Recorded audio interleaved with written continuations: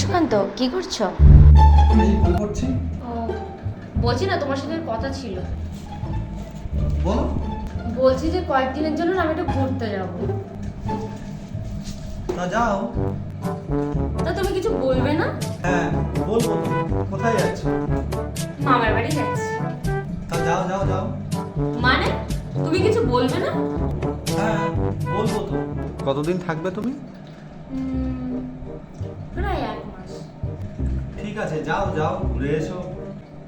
আমি এতদিন ধরে থাকবো না, তাতে তোমার কোনো এসে যায় না, তাই না? ঠিক আছে, কোনো সমস্যা নেই, আমি চলে যাচ্ছি।